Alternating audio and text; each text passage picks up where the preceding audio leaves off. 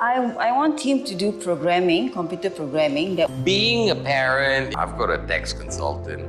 I need a tax consultant. She's in Mandarin school, so I would imagine that she would want to take translator in Mandarin language. There's no need even to have a college degree at all, or even high school. I told you that I applied for Harvard for 10 times rejected. 基本上没有系统。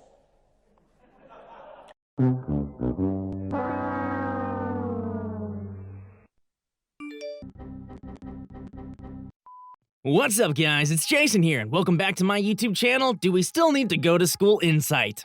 American higher education first began in 1636. It all started at a small school called Harvard University. At that time, the intent of the school was to prepare students for clergy-type positions.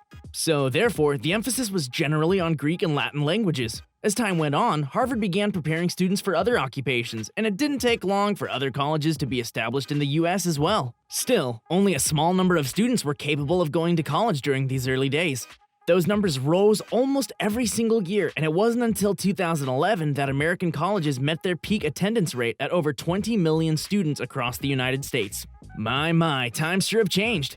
But since that time, college enrollment has been steadily decreasing and is estimated to be down by over 2 million students now. In this video, I'll break down the rise and fall of American universities and why I think kids in the future may not need to go to college at all. By the end, you may question, is higher education even really necessary anymore? But first, you know where I'm going with this, right? A small favor. If you wouldn't mind just tapping that like button for the YouTube algorithm, I would really appreciate it. The more engagement a video like this gets, the more likely the YouTube algorithm is to push it out to more people to enjoy. And as this is a brand new channel I started this year, it helps me out a ton and it's free to do. If you went to college, be sure to subscribe and hit that notification bell for new videos each week. Thanks for doing that. And now let us continue on with the rise and fall of American education. Still number one, but for how long? Even though American higher education is on the downfall, we can still boast being home to the top 3 universities in the world. The Massachusetts Institute of Technology, or MIT, is currently ranked number 1 and has been for 9 years straight. This year, the US also holds the 2nd and 3rd place winners with Stanford and Harvard respectively. The problem is that out of 153 of our colleges, 112 of them have now fallen off the list of top schools worldwide. Europe and the UK have also had many of their colleges go down the list of top schools. The US has seen a drop in rankings in the QS World University Rankings 2021, a trend which Ben Soder, QS Director of Research, says reflects the increasing competitiveness of the global higher education landscape. This year's installment of the rankings sees Asian universities enjoy a greater presence among the global top 100 than at any point in the rankings' 17th edition history. Soder said, "The American higher education hegemony continues to diminish in the face of increasing competitiveness across the world, a competitiveness driven by strategic funding, internationalization efforts, and strong links between education and industry. Other countries, such as Asian countries, including India, are moving up on the list. They aren't just moving up in the college rankings either. Many predict that by 2050, the United States will be pushed down to number 3 in the economy rankings globally. China will still be number 1, but a newcomer is gaining ground quickly and predicted to kick America out of its 2nd place standing. And that newcomer is India, which is predicted to gradually take over the number 2 spot. Just look at how the world has changed in the last 30 years. Now imagine how much it will change in the next 30 years. Technology changes almost daily. The countries who are the leaders in technology will be the leaders of the world. Education online. So, do we still need to go to school? Physically, maybe not as much in the future. Due to COVID, the United States saw a major increase in the number of colleges offering online courses so students and staff could remain at home. These online classes have been around for some time, but not in the capacity that is offered now. Before 2020, there was a big stigma behind it as well. If you told your friend, "I'm going to online college," you would get a whole mixed bag of reactions. It's good to see that online college is now being taken more seriously. With these online courses, students still have access to the college campus and to direct communications with their professors. Recently, there has been a growing popularity for online colleges such as Phoenix University. These colleges boast that students can learn from anywhere and work at their own pace to achieve their degrees. But in reality, people living in the West tend to choose schools based in the West, and those in the East prefer those based in the East, even if it is an online university. These schools, like traditional universities, tend to be very expensive. Not many of us are willing to pay $40,000 for a master's degree in social work. There are other disadvantages to online colleges as well. The top 3 of these according to Montgomery College are 1. Online classes actually take more time to complete than the traditional classes. 2. The classes being online makes the student more apt to put off the work until the last minute. Go figure, right? 3. Time management skills are a must to succeed with online classes. Is the cost of college worth it? Now, back to the cost of higher education. Back in the early 1980s, public college tuition was around $7,800, and private colleges were at the little over $17,000 a year. By 2020, the price of public college was over $21,000 a year, and the private colleges have gone up to almost $50,000 a year. I still can't believe this figure. With tuitions getting higher, people couldn't afford to go to college. That is, until they discovered student loans. Student loans are the only solution for many people who desire to go to college. And if you ask a financial guru like Dave Ramsey if you should take a student loan, he'll just slap you right across the face.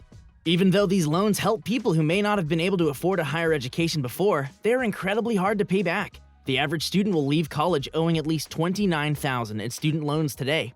This does not include the many private loans that are available to students as well. The student may get a good job, but now they have a house payment, car payment, and other bills. Add student loan payments to the mix, and most people cannot afford to make the payments at all.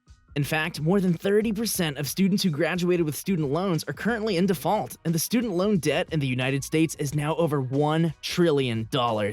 Recently, a bill was signed by President Biden to relieve as much as $10,000 in student loan debt to each student. However, there would be specific conditions required to qualify, and even then, that would still leave them with an average of almost $20,000 to repay. Is the student debt that affects the rest of your life even worth it anymore? Get the best job possible to pay off that debt, and that's the best that I can do.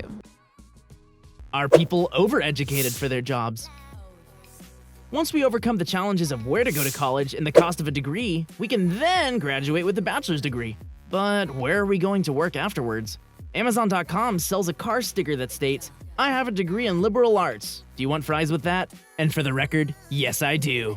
Since the beginning of higher education in the United States, there's been a push for high school graduates to continue their education. Unfortunately, these degrees we push for may actually be worth a lot less than they used to be. Sadly, approximately 40% of graduates with a 4-year degree will become underemployed. They will be taking jobs that only require a high school education. Due to this, college is not looking like a good investment any longer.